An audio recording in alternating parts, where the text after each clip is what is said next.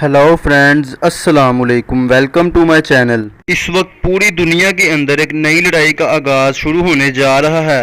ये लड़ाई असल में मुसलमानों के दरमियान शुरू होने जा रही है, लेकिन बज़ाहिर ये लड़ाई तैयब उर्दुगान और तुर्की के खिलाफ है। लेकिन असल में ये लड़ाई खिलाफत उस्मानिया के खिलाफ खेली जा रही है और ग्रेटर इसराइल बनाने के लिए शुरू की जा रही है। और इस वक्त लीबिया के अंदर तुर्की के खिलाफ लड़ाई शुरू होने जा रही है और मिस्र ने यहाँ तक ऐलान कर दिया है कि उसकी फौजें लीबिया में दाखिल होने के लिए तैयार हैं। लड़ाई असल में है क्या? इस वक्त इसराइल, सऊदी अरब और यूएई इस वक्त मुकम्मल तौर पर मिस्र को बैक कर रहे हैं और जनरल सीसी को भी बैक कर रहे हैं और वो तुर्की के खिलाफ लीबिया के अंदर जंग लड़ने जा रहे हैं। असल खेल तो ये है कि ये मज़ीद डिस्कस करने से पहले वीडियो को लाइक करें, हमारे चैनल को सब्सक्राइब करें और बेल आइकन पर ज़रूर क्लिक करें। ग्रेटर इसराइल का मंशा है और ये सारा प्लान इसराइल का ही है।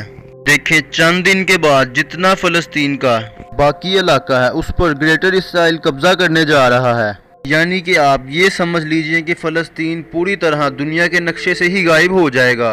अब चूँकि इसराइल ने ग्रेटर इसराइल बनाना है और वो अपने मसीहा का इंतज़ार कर रहे हैं। इस सारी सूरत हाल में शाम तो उनके हाथ से आहिस्ता आहिस्ता निकल ही गया है। इसराइल ने शाम पर कब्जा करना है और इसके लिए उसने 4 बड़े ममालिक की आपस में जंग करवानी है और वो 4 ममालिक हैं सऊदी अरब, यूएई, मिस्र और तुर्की है। आप सूरत हाल समझ लें कि पूरे की पूरी उम्मत डिवाइड होने जा रही है। तुर्की में आप सूरत हाल समझ लीजिए कि वहाँ पर खिलाफत उस्मानिया अपनी आवाज़ उठा रही है, चाहे ही वो किसी ड्रामे की सूरत में क्यों ना हो।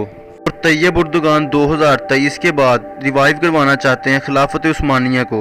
अब इसराइल ने बात सबको भड़काया है कि अगर तुर्की का खिलाफत उस्मानिया का मॉडल आ गया, ये तमाम के तमाम ममालिक तुर्की के अंडर हुआ करते थे, चाहे ये सऊदिया हो, चाहे यूएई हो, चाहे मिस्र हो। अगर तुम सब लोग मिस्र के खिलाफ नहीं जाते तो यहाँ पर एक बड़ी लड़ाई मुतवक्के है। सूरत हाल ये होने जा रही है कि लीबिया के अंदर तुर्की के खिलाफ तमाम ममालिक की फौजें आ रही हैं और ये लड़ाई तुर्की के दरमियान नहीं होने जा रही, ये लड़ाई मुसलमानों के दरमियान होने जा रही है। इस जंग की वजह से सऊदिया की मईशत भी तबाह हो जाएगी, यूएई की मईशत भी तबाह हो जाएगी, मिस्र की मईशत तो पहले ही तबाह है। तुर्की को ये इतना कमज़ोर कर देंगे जिसका फ़ायदा बाद में इसराइल उठाएगा।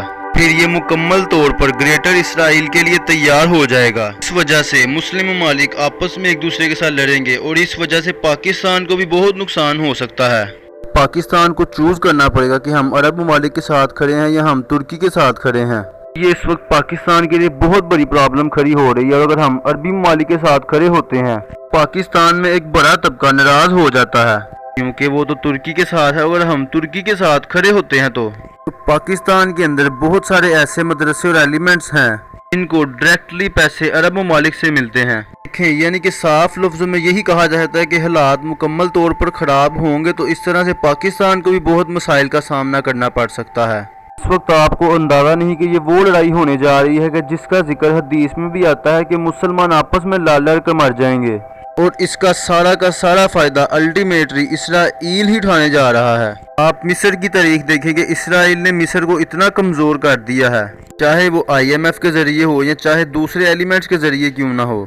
जब मिस्र के अंदर जंग होगी मुसलमानों की आपस में तो वहाँ पर ऑलरेडी खाना जंगी शुरू होने जा रही है।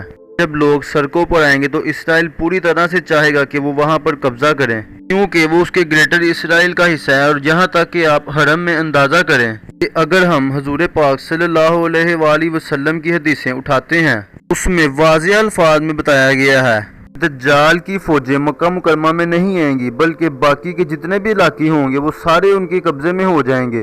जाल और दज्जाल की फौजें सिर्फ मक्का मुकरमा और मदीना पर कब्जा नहीं जमा सकेंगी।